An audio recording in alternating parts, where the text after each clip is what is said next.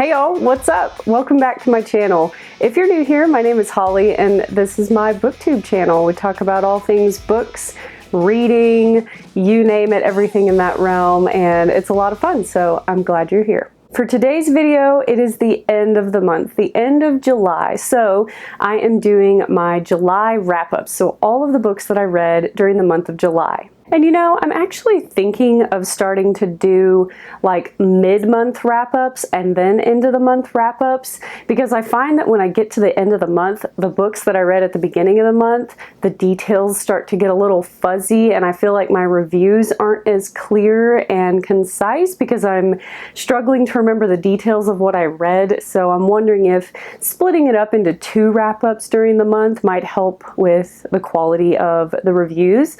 Maybe we'll try that out in August and see, but for now we're doing a standard monthly wrap-up and talking about all the books I read this month. First up, I have Jaws by Peter Benchley. I specifically wanted to read this one in July because July is home of Shark Week. If you're into sharks and Shark Week, that is one of my favorite things to watch during the month of July, so I thought that would be a perfect time to actually read the book, Jaws. Many of you are probably familiar with Jaws, or at least have seen the movie, and I will say the movie's a pretty good depiction of the book. However, there is a lot of the book that the movie cuts out, which isn't unusual, and I have to say I like the movie's take on it better. The book focuses on a lot of the characters' personal drama that I really could care less about. I read this book wanting to pick up a monster story, a shark attack heavy book, which is what you would think when you pick up this book, but it is a lot of personal drama from the characters. There is some mention of shark attacks at the very beginning of the book to kind of set the scene and let the reader know what's going on here as far as the shark. And then until about page 195, it's just all personal drama. And it really is personal drama that makes you despise these characters, like the things they're doing in their personal life and the things they're thinking. I just really had a hard time liking these characters. But then, like I said, around page 195 to 200, it started to pick up with more of the shark attacks and the hunt for this great white shark that is terrorizing this beach and this area of the ocean. And like I said, it's one of the first books I read this month, so I can't remember on Goodreads if I gave it a 3 or a 4 star, but it definitely wasn't a 5 like I had hoped it would be, just because I didn't like all that personal drama. And I found out that the director of Jaws the movies, who I think was Steven Spielberg, he told the author, when you're writing this screenplay, take out all that personal stuff. Just make it a straight monster shark movie, which that's why he's Steven Spielberg, right? He knows what viewers are going to be interested in, and it worked apparently, because Jaws is still a very popular movie to this day. Don't necessarily take my word for it. I've heard some people really liked all the personal drama in those aspects of the book. Wasn't necessarily for me, but it might be for you. So check it out either way. I enjoyed it and I'm glad I read it. Next up in July, I read Silence of the Lambs by Thomas Harris. This was just as good as I thought it would be. I have seen the movie before and had never read the book, but I have read Red Dragon, which is the book that comes before this one in the Hannibal Lecter series. And if you've seen the movie, the book tracks it almost exactly. They hardly changed anything. It's almost exactly the way the movie is. So if you really like the movie, you're probably going to like the book. If you've never heard of Silence of the Lambs, what have you been doing? But essentially, it is the story of a young FBI agent, Clarice Starling, and she is just trying to get through the academy and do her best and really move up the ranks and prove herself. And she gets kind of assigned this weird little task of talking to Dr. Hannibal Lecter, also known as Hannibal the Cannibal. The reason she is talking to him is because he obviously was this mass serial killer that partook in cannibalism, and he's a very highly intelligent man. So her superiors think that if she talks to him, he can help them figure out who is behind the latest string of killings by someone that the news media is calling Buffalo Bill. There's all these crazy twists and turns throughout, and it's just a page turner. You can't put it down. It's amazing. The movie's just as good. Whether you read the book, watch the movie, it's worth your time. I absolutely loved it.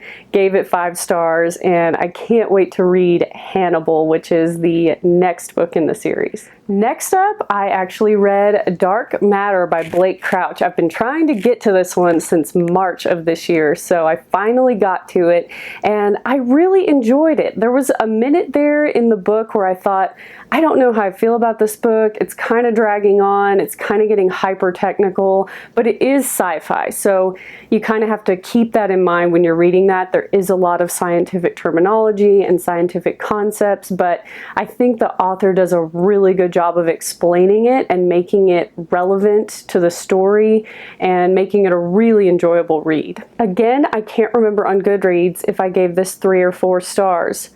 This is why I think I need to do mid-month wrap-ups, because the books that I read at the beginning of the month get so fuzzy in my memory, but I think it was a 3 or 4 star for me. I really did enjoy it, and even though I started to get kind of annoyed with the book for a while, I think the way it ended really brought it around for me and made up for the parts that I felt were kind of tedious and dragged on. Plus, the main character really started to annoy me in a lot of parts, but I think the more that I consider this book and consider the character, the things he does kind of make sense. And without spoiling it, essentially you've got this character who is going through a really difficult test, if you will. It's hard to explain this without spoiling, but essentially if you read the back of the book, you know that this main character gets attacked one night, and then when he wakes up, he's in like this world he doesn't recognize. There's people he doesn't know.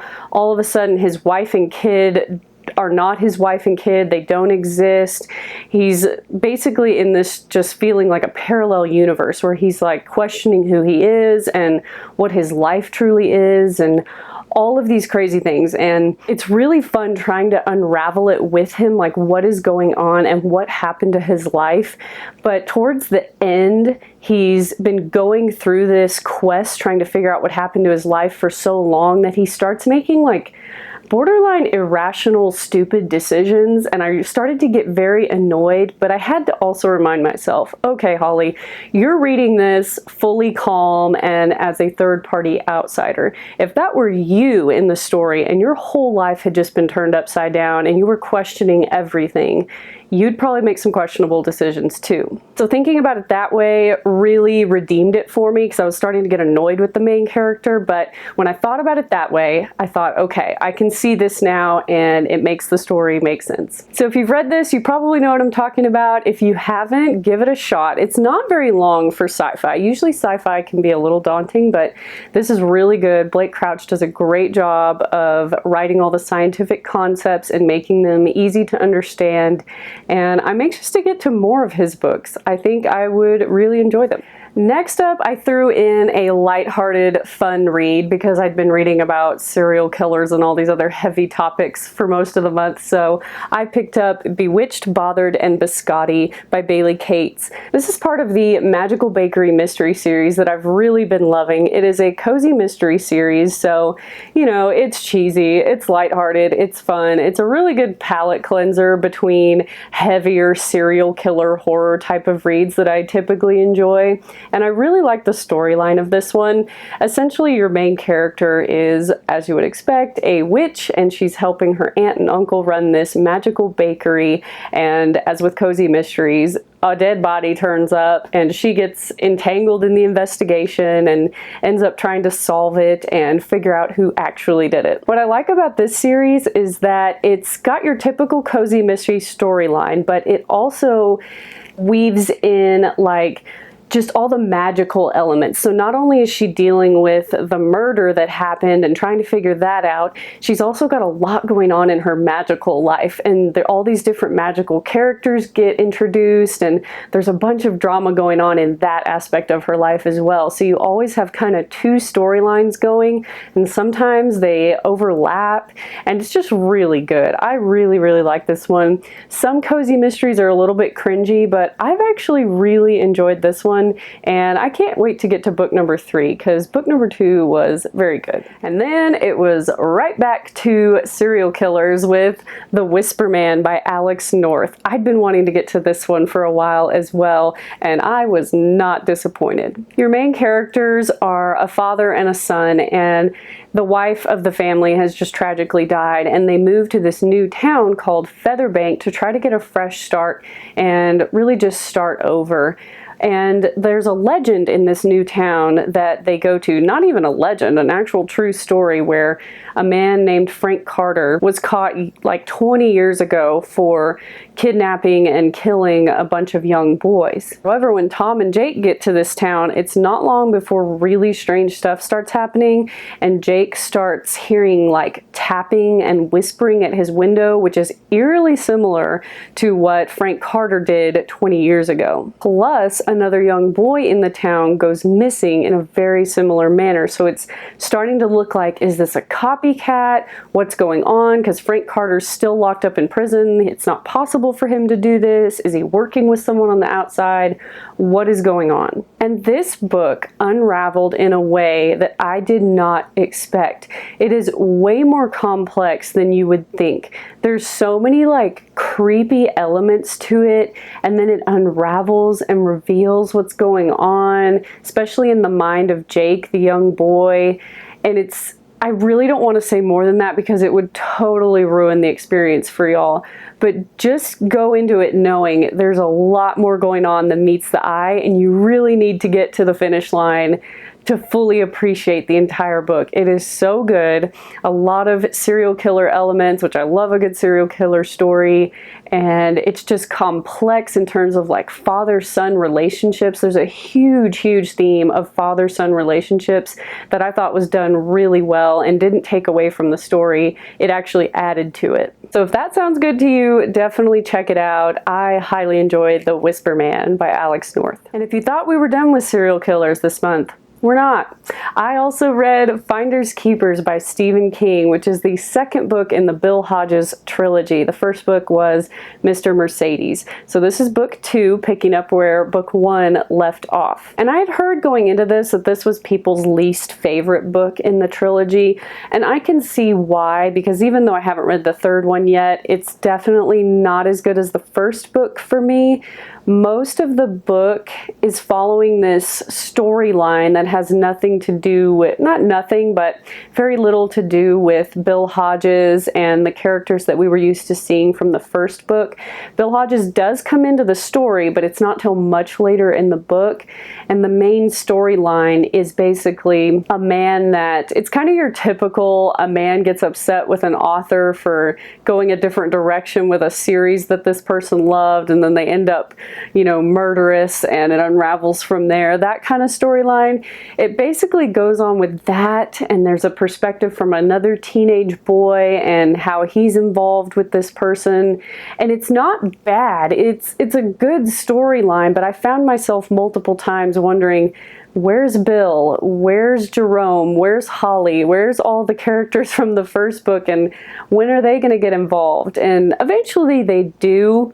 I just felt like their role in the whole story was so small that it was kind of disappointing. The main storyline to me just wasn't even really that exciting. Some of the most exciting parts were, if y'all have read the first book, oh gosh, this might be a spoiler, so I don't know if I can say this, but there's something that happens in the first book that comes back around in the second book, and it involves Bill Hodges' encounter with this person, one of the main people from the first book. That's probably super vague if you've never read this. If you have read it, you kind of know what I'm talking about. But the interactions between Bill and this character, are enough of a teaser that really makes you want to pick up the third book, and I'm absolutely going to, probably next month. I always hate doing wrap-ups with sequels and books in a series because it's so hard to talk about them without spoiling the first book, and it's just really difficult. But I really did enjoy this one, but it sits around a 3 or 4 star for me. It wasn't a 5-star like Mr. Mercedes, but hopefully number 3, which I believe is called End of Watch, will kind of redeem the lackluster feeling I had with this one, and hopefully it'll wrap up the trilogy really nicely. And last but certainly not least, I have The Saturday Night Ghost Club by Craig Davidson. This was given to me for my birthday by Danielle with Danielle's Books. By the way, if you have not checked out her channel, you absolutely need to. She and her husband both have booktube channels that I absolutely love. Her husband is a Stephen King aficionado, so if you're into Stephen King, definitely check out his channel. And they often do videos together, which is really fun, so absolutely check out their channels. And anyway, she was super sweet and kind to gift this to me for my birthday. She said it was one of her favorites, and I absolutely see why. I really don't know what I was expecting when I read this book, but it took a completely different turn, and I still loved it. Obviously, from the title, you kind of expect it to be maybe paranormal or ghosty or horror oriented, and in some ways it is, but it's got this much deeper message and this much deeper theme going on that I thought was just beautifully written, and I loved the storyline. The storyline is that essentially you're following this 12-year-old boy, and it takes place mainly over an entire summer in his life when he was 12.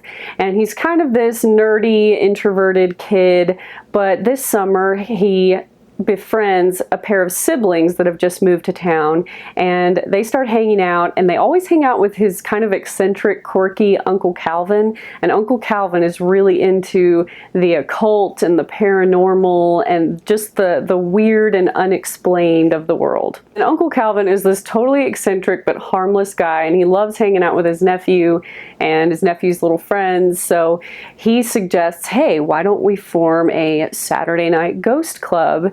And the whole point behind this is every Saturday night they kind of check out different local legends and local hauntings, and it's just kind of this fun, like, growing up story, coming of age story all through this summer.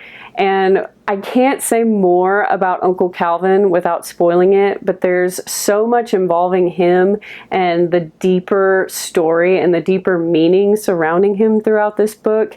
And it's just so, so good. It takes place in the 80s, so there's a lot of nostalgia, a lot of just what it was like to be a kid in the 80s and not have as much technology, and to actually go outside and play and, you know, get into stuff. I know that's what I used to do as a kid. We didn't have phones, we didn't have all that stuff, so we just went outside most of the time and got into some things. This was very nostalgic for me. I loved it. I think the author did a great job of exploring the themes that they explored in here, and it was just so heartwarming, so good, and also a little bit spooky, because if you're looking for paranormal elements, I don't think you'll be disappointed. It may not be exactly what you're thinking, but I think you'll really enjoy it. This was a 5-star for me, which was really unexpected. I didn't know I would enjoy this type of book, but I absolutely loved it.